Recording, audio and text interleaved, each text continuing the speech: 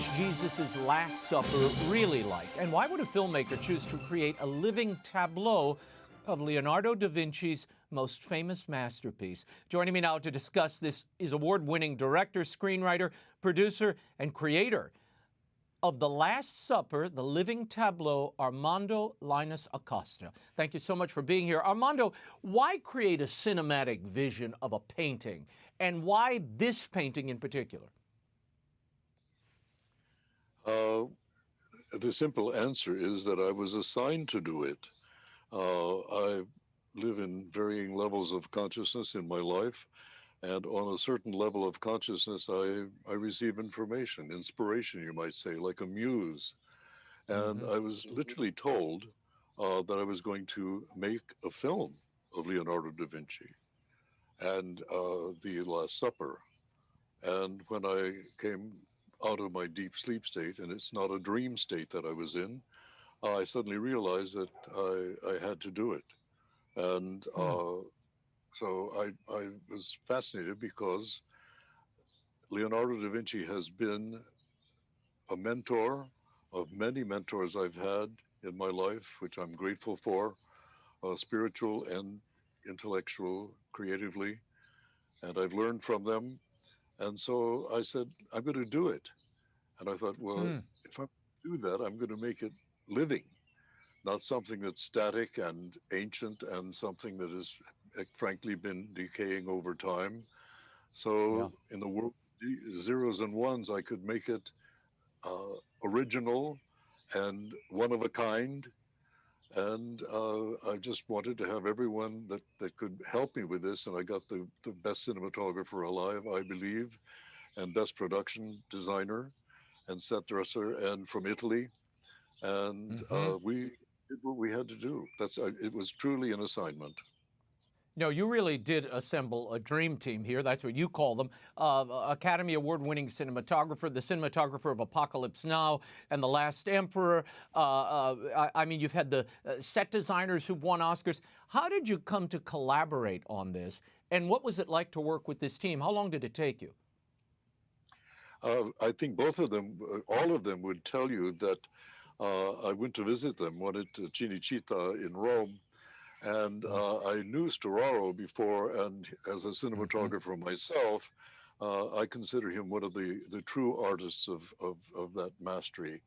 And so I wanted him, and it turned out, which is going to be unbelievable press, but his whole life's ambition as a creative 3-time Oscar winner, he doesn't need more accolades. What he wanted was to realize his dream, and that was to light the Last Supper the way he and what he believed to be Leonardo's way. And we did it.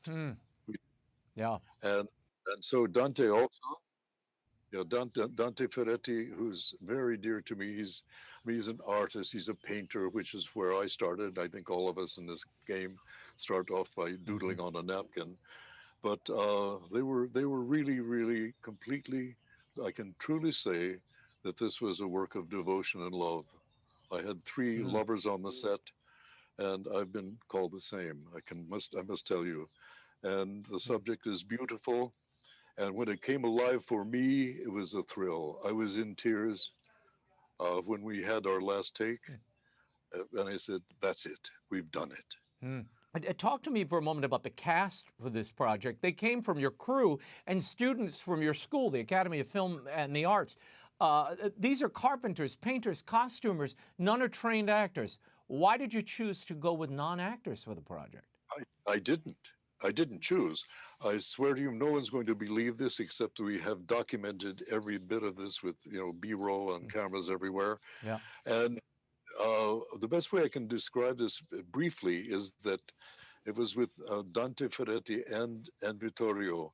They suddenly realized, without being involved in the casting, that the Jesus was the one that was on a ladder with a paint roller, and the other apostles were all doing what they do on my sets in the studio. They're my students. Some of them have been with me for 15 years. And I suddenly realized before this happened that I saw them, because I know every square inch of that masterpiece of Leonardo's. That's number one. I was devoted to it. I know every square inch of it. And I suddenly thought, oh, that's Fabio. Oh, look, that's, Huh. oh. And I suddenly realized this is real. This is not publicity. And the proof of it is they all literally dropped their hammers and saws and things. And I dressed them. I had a makeup people. I had a hair person. I'm a filmmaker. And Mm-hmm. they were identical. But a little side story quickly is that I was traveling and I suddenly was in a hotel room and I saw myself in the mirror in the bathroom. And I thought, oh, I look like Taddeo. And nobody knows who Taddeo is. He's the far guy Yep. on the right with white St. hair. Jude, And yeah. I said, oh my God, I look like Taddeo. So I said, I'm going to do what Hitchcock did, which I worked on the birds with him, by the way. And I did the Really? birds with and he was an amazing man, but that's for another time. But I thought, I'm going to do it. So I jumped on the set. So the I Taddeo on the love it. far right with the white hair, that's this guy here. It's I love absolutely it. true. It's documented. You're going to read about it, and our PR people are going to let everybody know that it's not a fake thing. It's real. And No, the joy this of is like Christ calling out to the apostles. They dropped the nets, they dropped their pens, they dropped their practices, and joined him suddenly. So that's what I thought when I read this. Now, the plaster cast costumes you created for these actors, and I think you did so they could maintain their positions over several hours of shooting.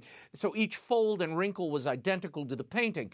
What was that like? I mean, it had to be challenging for these men to move let me naturally while in these first of all, costumes.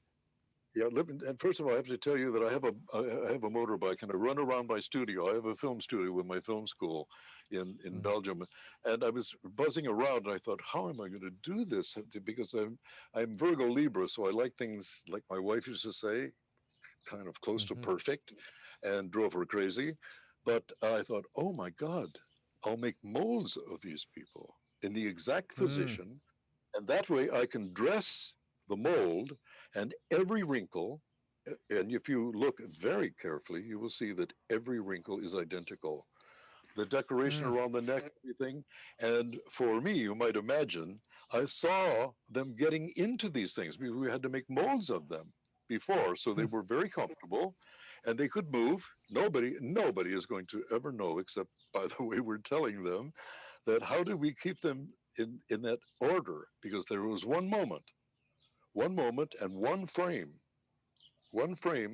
that says it's identical. And so that moment I froze and it's on there for 15, 20 seconds and it's Mm-hmm. identical. And I live with these. The movie I have, you shot this. You shot this in slow motion, Armando, and there was a lot of attention to the way it was lit. How did you decide to shoot this, and why in slow motion? And what were the challenges to the lighting? This had to take an eternity. I have to tell you the basic central truth is that I was born with a gift. I actually see in slow motion. I made in 1961 with Bill Shatner from Star Trek Mm-hmm. the slowest film that had ever been filmed. I used a NASA camera, so I was obsessed with slow motion. I'm Mm. doing work right now, so slow mo is my craft. I see the in betweens. I can see what's happening, and I thought this is the way you would be able to look at it as a painting that moves, but it moves so slowly that you can continue to see it as a painting, a work of art. If it Mm. moves, you're watching a movie.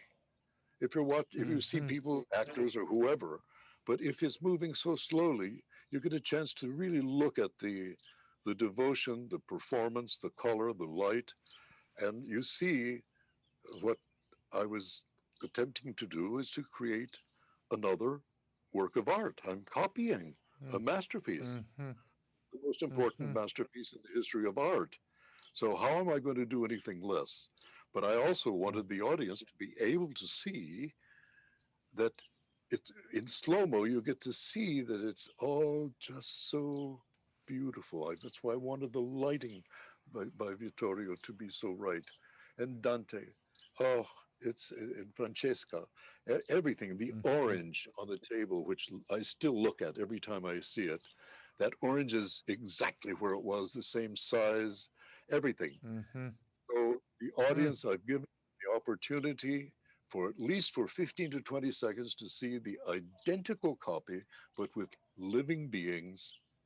And also he enters and Yeah, he that's offers different these from the words. painting. They're waiting for Jesus to enter, and then he enters the frame, and then we see the shot that, that really has made history and continues in our minds and hearts, all these centuries later.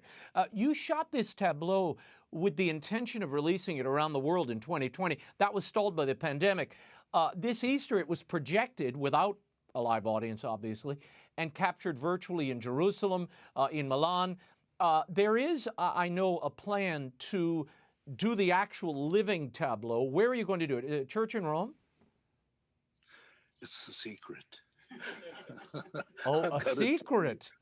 it's a secret, yes, because it's going to be amazing. It's just going to be amazing. I don't know whether you know, but we've been invited to present it in 2021 in Dubai. Oh. Still a little bit of a secret, but Hmm. uh, the presentation of it is a secret. I'm going to give you a piece of the secret, okay? Is that Okay. all the people that were on the screen are going to be live. Hmm. Wow. No, Because remember, it's an amazing thing. It's a little surreal watching it, I have to tell you. What do you hope viewers take away, Armondo? And before I leave you, what did you learn from Hitchcock? Now I bet you have another secret or two to share. what did I learn from Hitchcock? Yeah. Uh, Aside from a few dirty jokes, but no, he was a master. He was a master of his craft, and I had the good fortune of studying with many of them. Excuse me, but he had an idea, and it's like Fellini, the same. You have an idea, you have a vision that can very quickly become an obsession. And if you Hmm. have that vision and you have an idea and you want to share it, it becomes obsessive. And he was obsessive. He was an obsessive character. That's why you can see a whole series of Hitchcock movies, and they're Hitchcock movies. And if you see Hmm. Fellini, it's Fellini, you know.